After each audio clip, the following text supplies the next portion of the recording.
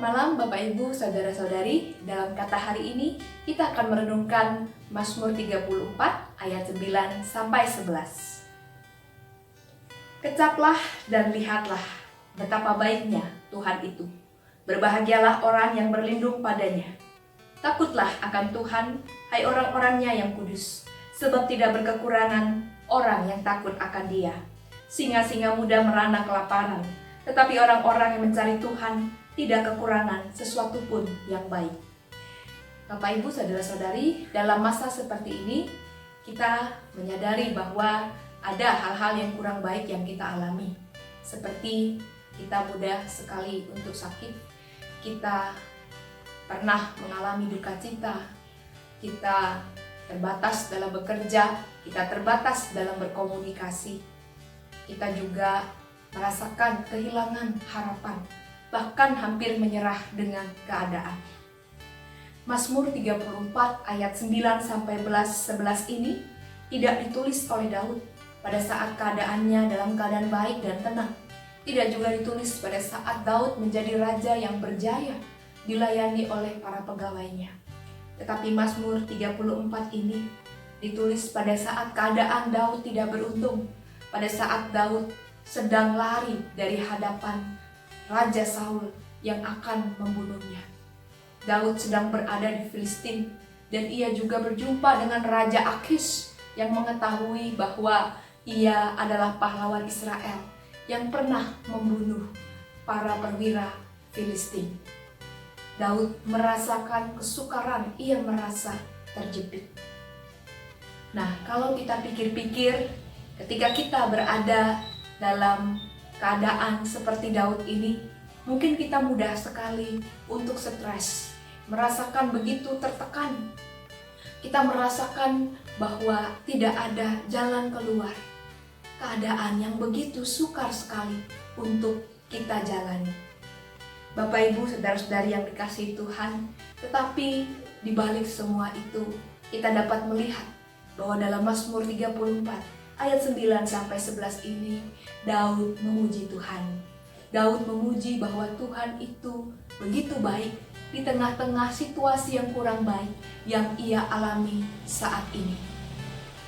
Daud mengecap, Daud merasakan, Daud mengalami betapa baiknya Tuhan itu. Daud mengingat-ingat perbuatan Tuhan di masa lalu. Ketika Tuhan menolong Daud pada waktu ia menggembalakan kawanan domba. Tuhan melepaskan Daud dari cengkraman singa dan beruang. Sehingga ketika Daud mengembalakan kawanan domba, ia selalu selamat. Daud juga disertai Tuhan pada saat ia melawan Goliat serta musuh-musuh yang lain. Maka karena pengalaman ini pun Daud percaya bahwa Tuhan pasti akan meluputkan ia dari cengkraman Raja Akis dan juga Raja Saul. Daud betul-betul mengecap dan juga melihat kebaikan Tuhan.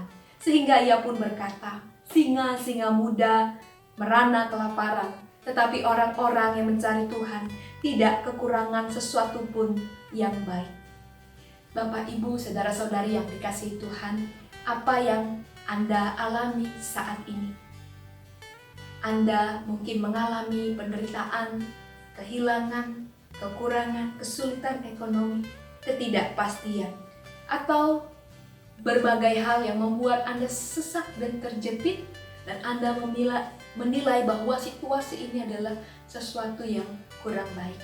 Tetapi saat ini Daud mengajar kita untuk mengecap dan melihat kebaikan Tuhan.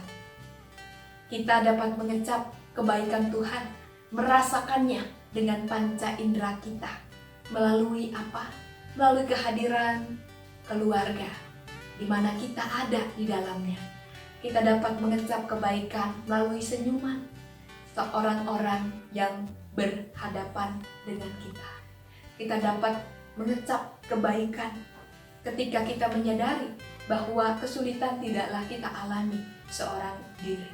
Tetapi banyak juga orang yang mengalami kesulitan seperti kita, tetapi mereka tetap bersemangat. Dan kita juga mengalami semangat. ketika saudara-saudari kita yang lain memberikan dukungan dan juga dorongan agar kita tetap bertahan melewati situasi ini. Kita dapat melihat kebaikan Tuhan. Kalau saat ini kita tidak dapat melihatnya, di masa lalu kita bisa mengingat-ingat kembali kebaikan Tuhan. Ketika Tuhan memberkati kita, maka saat ini pun Dia akan melanjutkan berkat-Nya untuk kita.